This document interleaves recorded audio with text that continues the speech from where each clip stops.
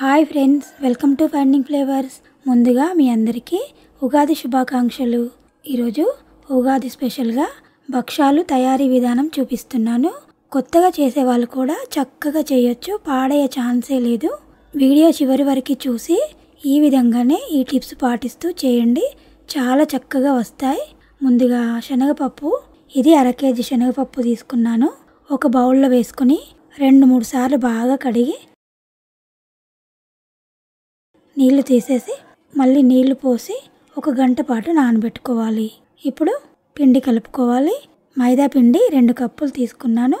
తర్వాత కొద్దిగా ఉప్పు వేసి, 1/2 చెంచా పసుపు వేసి, 2 చెంచాల బొంబాయి రవ్వ వేస్తున్నాను. ఉప్మా రవ్వ అంటాం కదా, అది.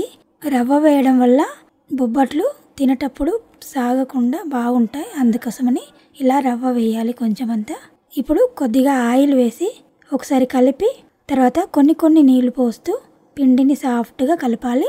ఇట్లా కలుపుకున్న తర్వాత పైన కొంచెం ఆయిల్ వేసి కవర్ కప్పి పైన మూత పెట్టి 2-3 గంటలు ఈ పిండి నానితే బొబ్బట్లు చాలా చక్కగా చేయొచ్చు. ఇప్పుడు పిండి నానే లోపల శనగపప్పుని నీళ్ళను తీసేసి కుక్కర్లో వేసి, 2 కప్పుల పప్పు తీసుకున్నాం కదా, దానికి 4 కప్పుల నీళ్లు పోసి 1 చెంచా నెయ్యి వేసి కుక్కర్ మూత పెట్టి విజిల్ పెట్టి 3 విజిల్స్ రానివ్వాలి. కుక్కర్ని బట్టి ఉంటుంది, కొన్ని కుక్కర్లో 2 విజిల్స్కే ఉడికిపోతుంది. నేనైతే 3 విజిల్స్ రానిచ్చాను. 3 విజిల్స్ వచ్చాక స్టవ్ బంద్ చేసి ప్రెషర్ దానంతట అదే వెళ్ళిపోయిన తర్వాత ఈ పప్పు జల్లితట్టలో వేయాలి.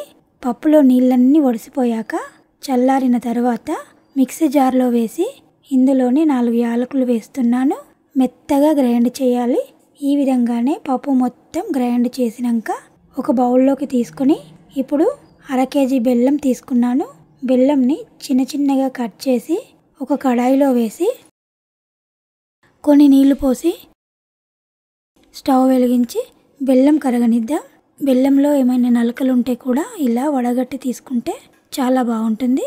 పాకం పట్టడం టైం పడుతుంది అనుకునే వాళ్ళు పప్పు గ్రైండ్ చేసినప్పుడే బెల్లం కూడా గ్రైండ్ చేయొచ్చు. కానీ ఇట్లా చేస్తే 8-10 రోజులైనా సరే పూర్ణం నిల్వ ఉంటుంది. బెల్లం కరిగిన తర్వాత వడగట్టి ఈ బెల్లం పాకంని మళ్ళీ కడాయిలో పోసి ఇట్లా తుకతుక ఉడుకుతున్నప్పుడు ఉడికించి గ్రైండ్ చేసుకున్న శనగపప్పు మిశ్రమాన్ని వేయాలి.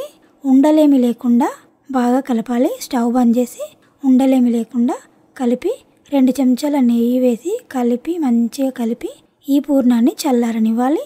చల్లారినాక చేతికి కొంచెం నెయ్యి రాసుకొని మనకు కావాల్సిన సైజులో పూర్ణం ఉండలు ఇలా చేసుకొని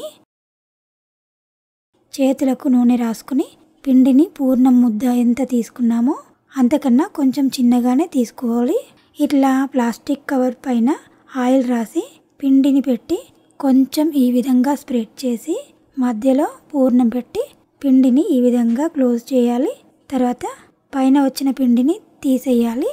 తర్వాత కవర్ పైన మరి కొంచెం ఆయిల్ రాసి బొబ్బట్లు మాదిరి ఇట్లా ఒత్తి